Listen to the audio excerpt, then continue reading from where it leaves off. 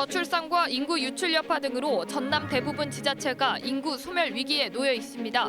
전남도가 이를 해소하기 위한 방안으로 특별법 제정을 추진하기로 했습니다. 지난 태풍으로 해상 김 양식장이 큰 피해를 입으면서 육상 체류 방식에 관심이 커지고 있습니다. 전라남도가 10년 전부터 도입을 추진했지만 확산 속도는 더디기만 합니다. 한글날을 맞아 우리말과 사투리 실력을 겨루는 등 한글의 소중함을 되새기는 다양한 행사가 열려 의미를 더했습니다. 국립광주박물관이 신안 앞바다에서 발굴된 해저 유물 17,000여 점을 소장하고 있지만 단 한 번도 전시하지 않은 채 수장고에 방치하고 있습니다. 연구 인력도 단 한 명에 불과한 실정입니다.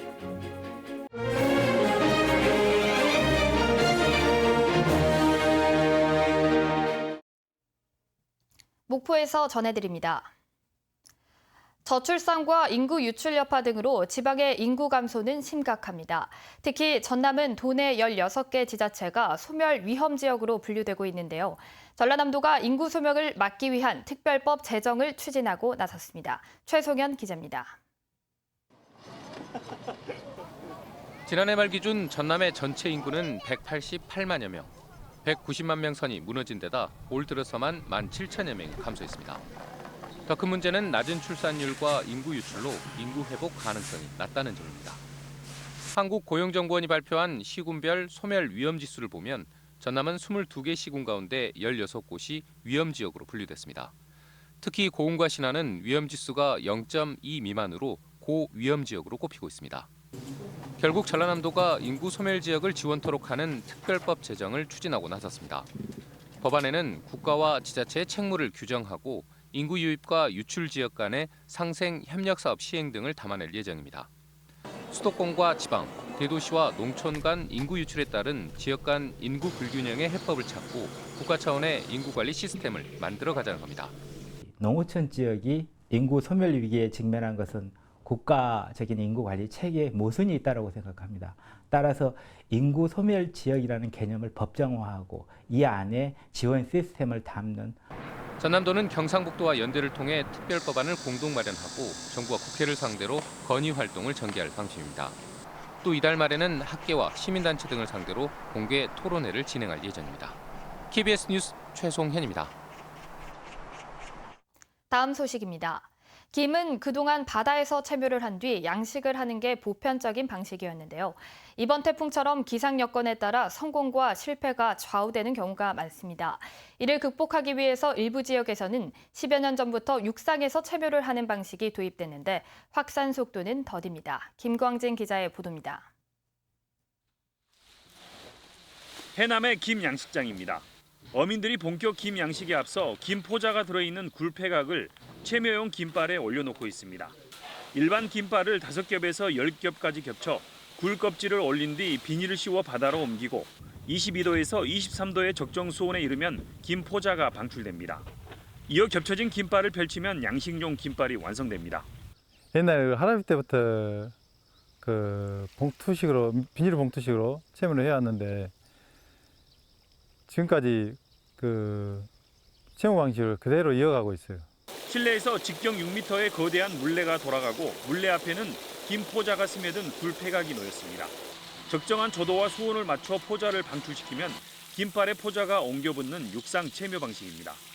현미경으로 포자 개수까지 세가며 정확히 포자를 부착시킬 수 있는 데다 태풍 등 해상 날씨와 상관없이 작업을 할 수 있는 장점이 있습니다. 여기다 해상 체묘보다 5차례가량 손길도 덜 갑니다. 육상 체묘의 장점은 해왕의 영향을 받지 않고 이렇게 체묘하기 때문에 아무 때라도 이렇게 체묘가 가능하죠. 이 같은 육상 체묘 방식이 전남도에 도입된 것은 10여 년 전. 하지만 어민들이 과거 방식인 해상 체묘를 선호하면서 보급 속도는 더딥니다. 실제 전남에서 90%가량의 올해 김 체묘가 끝난 가운데 체묘용 김발 53만 책 중 80%가 이 같은 해상 체묘이고 육상 체묘는 20%에 그치고 있습니다. 육상 체묘가 체묘 고르게 되거든요. 반면에 해상 체묘는 또 바다에 사다 보니 고르게 안 돼요. 그런 장점이 많습니다. 육상 체묘가. 그래서 앞으로는 육상 체묘를 확대해 나가야 되겠더라고요. 도에서도. 최근 이례적인 강한 태풍과 해수 온도 상승 등으로 해상 체묘 실패율이 높아지면서 육상 체묘 방식이 대안으로 새롭게 조명받고 있습니다. KBS 뉴스 김광진입니다. 오늘 새벽 3시쯤 진도군 조도면 맹골도 서쪽 9.2km 해상에서 24톤급 유자망 어선이 침수됐습니다. 신고를 받은 목포해경은 구조정과 경비정을 급파했고 인근 어선들의 도움을 받아 배에 타고 있던 선장과 선원 등 14명을 모두 구조했습니다. 해경은 조업을 마치고 목포항으로 돌아가던 중 높은 파도를 만나 뱃머리에 물이 차면서 침수된 것으로 보고 정확한 사고 원인을 조사하고 있습니다. 오는 2022년 목포에서 열릴 예정인 제103회 전국체전을 앞두고 개폐회식과 육상 경기장으로 활용될 목포 종합경기장 건립이 본격적으로 추진됩니다. 목포시는 대양동 인근 17만여 제곱미터에 총 사업비 920억 원을 들여 지상 3층 크기의 16,000석 규모의 목포 종합경기장을 건립한다고 밝혔습니다. 시공업체로는 남양건설 콘소시엄이 최종 선정됐으며 오는 2022년 5월까지 공사를 마칠 계획입니다. 목포시는 이번 신축 경기장 건설을 토대로 2023년 세계 여자 월드컵 대회 유치에도 도전합니다. 먼 훗날 신안 앞바다에서 침몰한 중국 무역선의 해저 유물 17,000여 점이 현재 국립광주박물관에 소장돼 있는데요. 그런데 유물 대부분이 전시나 연구는커녕 포장 상자 안에 방치돼 있다고 합니다. 14세기 해저 유물들이 푸대접받고 있는 이유를 지종익 기자가 취재했습니다. 모란 무늬가 새겨진 커다란 청자 화병. 14세기 중국 원나라에서 만든 자기입니다. 권력이 있는 사람들만 사용할 수 있는 고급의 수입 도자기라고 생각을 하시면 되는데 대형이라서 가장 고가였을 거고 집에다 장식할 수 있는 사람은 아마 그 일본에서 높은 사람이었지 않을까. 신안 증도 앞바다에서 침몰한 원나라 무역선에서 건져 올린 해저 유물들. 1976년부터 9년간 이어진 발굴에서 도자기를 중심으로 유물 28,000여 점이 쏟아져 나왔습니다. 신안선 발굴은 1978년 국립광주박물관 건립의 직접적인 계기가 됐고 올해 초 국립중앙박물관이 소장하고 있던 17,000여 점도 광주로 옮겨왔습니다. 하지만 1년이 다 되도록 유물들은 포장도 뜯기지 않은 채 수장고에 방치돼 있습니다. 수장 시설이 부족한 데다 공간마저 가득 차 내년 초에 이관될 만여 점은 놔둘 곳조차 없습니다. 그뿐만 아니라 매년 수천 점씩의 국가기록문화재들이 귀속되고 있습니다. 이런 상태에서 현재 국립광주박물관의 수장고는 거의 100%에 가까운 포화율을 보이고 있습니다. 광주박물관이 아시아 도자 분야로 특화하기로 하고 정부의 수장고 확충과 자료 수집, 도요지 발굴 조사 등 관련 예산을 신청했지만 한 건도 반영되지 않았습니다. 그러니까 거점 브랜드화 사업이 좀 말만 있고 사업만 있고 실질적인 내용으로 진행이 안 돼서 제가 국감 때 어떻게 시설이나 이런 것들을 확장할 건지. 또 국제적으로 큰 가치를 인정받고 있는 신안 해저 유물을 연구하는 인력도 현재 단 한 명에 불과해 대책이 필요합니다. KBS 뉴스 지종익입니다. 573돌 한글날을 맞아 광주와 전남에서도 다채로운 행사가 열렸습니다. 우리말의 소중함과 가치를 알리는 축제 한마당에 많은 시민들이 함께했습니다. 보도에 최혜진 기자입니다. 우리말 실력을 겨루는 자리에 어린아이부터 외국인까지 모여 앉았습니다. 날마다 쓰는 한글이지만 헷갈리는 정답. 한 문제 한 문제 통과할 때마다 함성이 이어집니다. 너무 재밌어요. 그리고 알고 있는 것도 확인한 것도 좋고 또 몰랐던 것도 다시 알게 되니까 좋아요. 한국말 실력이 어느 정도 늘었는지 어느 정도 아는지 알고 싶어서 왔거든요.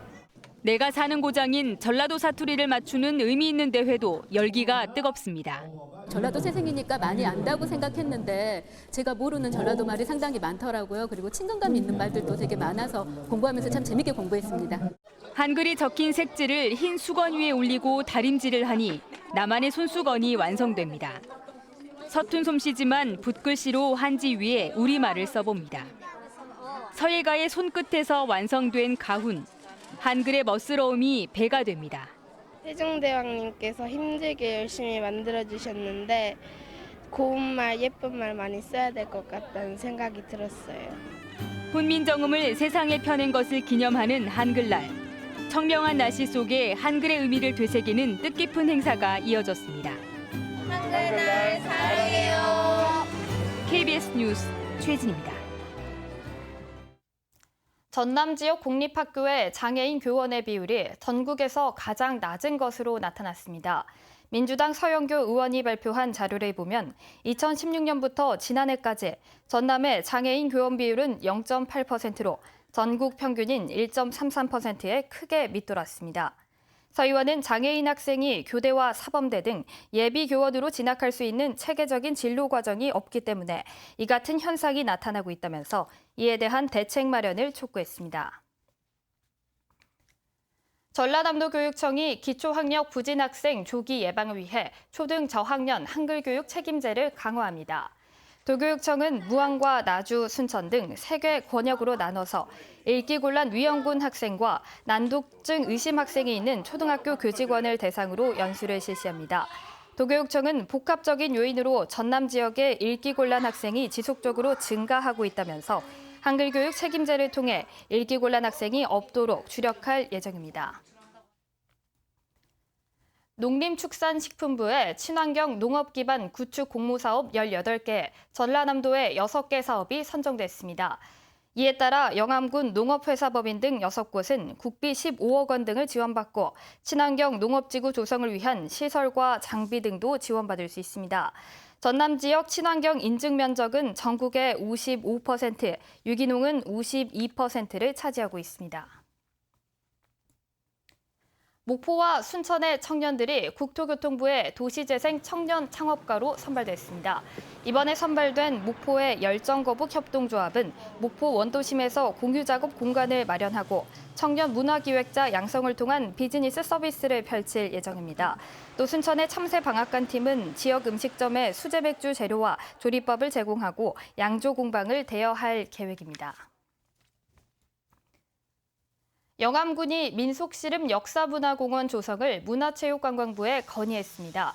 영암군은 최근 다시 인기를 회복하고 있는 씨름의 대중화와 함께 체계적인 씨름 교육의 장을 조성하고 이에 따른 지역경제 활성화를 위해 씨름 역사문화공원 조성을 건의했다고 밝혔습니다. 영암군은 또 올해 4월 발의된 역사문화권 정비특별법에 영암의 마한 역사문화권을 포함해 줄 것을 요청했습니다. 완도 해안가 인근에서 70대 여성이 숨진 채 발견돼 해경이 수사에 나섰습니다.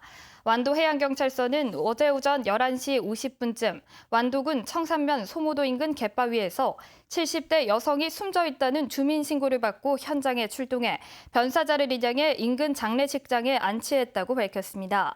해경은 숨진 여성이 천안에 거주하는 72살 A씨로 확인됐다며 국과수 부검을 통해 사인을 확인하고 사고 경위를 조사할 방침입니다. 교육부의 2019년 보안감사 및 국가보안평가에서 전라남도 교육청이 최우수 기관으로 선정됐습니다. 이번 평가는 전국 17개 교육청을 상대로 보안제도 운영과 문서 보안 등 5개 분야로 나뉘어 진행됐습니다. 지금까지 목포였습니다.